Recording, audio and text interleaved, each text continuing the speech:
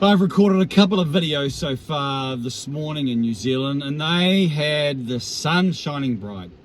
I head out to record another one after dropping the sun at university, and what do you know? Winter, the wonderland of Aotearoa, New Zealand, and it's raining. It's rather tranquil though, don't you think? Pitter patter. Yeah, that's getting louder.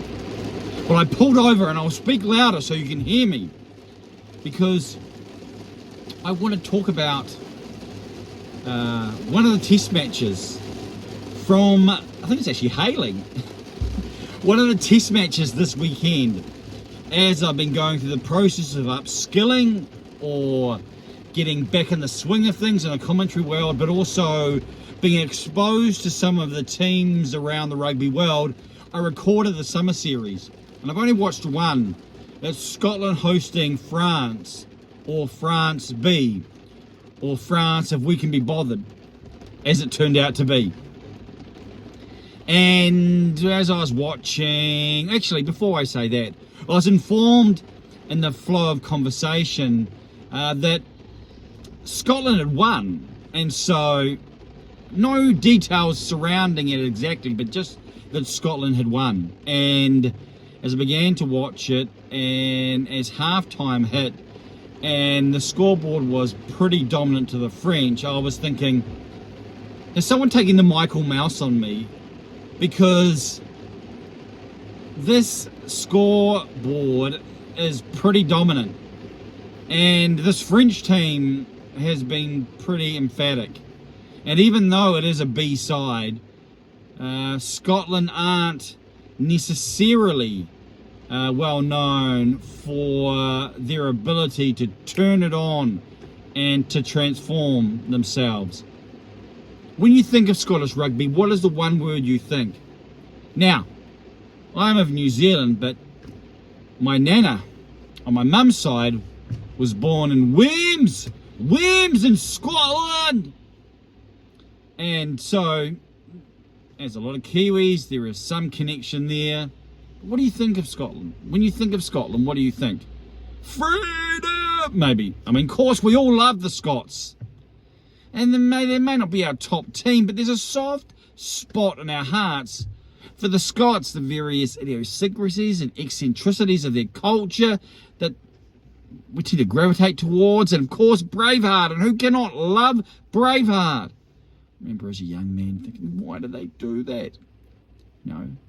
Who cares if it's really as historical as the experts would tell us? It captures us, or has captured us, and we feel the visceral emotion of the moment. We want to bear arms and link arms. Bear arms, maybe bear swords and link arms, or link arms and bear swords, you decide. So what's the term we think? I think plucky.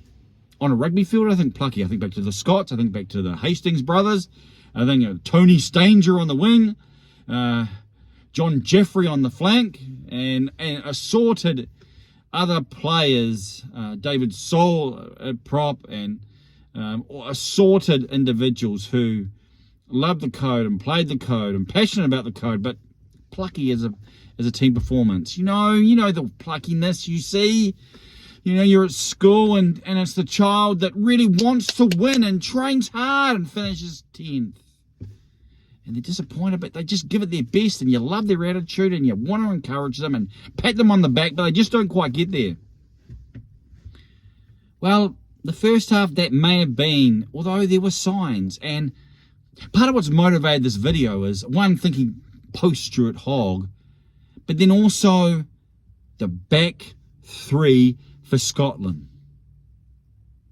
Now, Darcy, I can't remember Darcy's last name, sorry. Kingshorn, I remember his last name, I don't know his first name. And Duhan van der Merwe. Now, I'm sure his family probably pronounced it a little bit differently. And I saw a back three that Scotland have with real potential. Named Thunder and Lightning. And the way that they used the ball, the way that they were able to attack with a bit of a different emphasis, the way that Kingshorn tall, bit of a Geordie Barrett height. And I thought to myself, this is not Scotland the plucky. It is Scotland the brave. I do apologise. Exuberance at the moment and so forth. So, yes, they lost Xander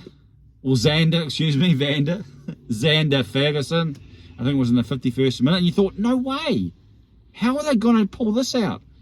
And yes, the French may have already left and we're already on the bus. The crews are heading back across the channel.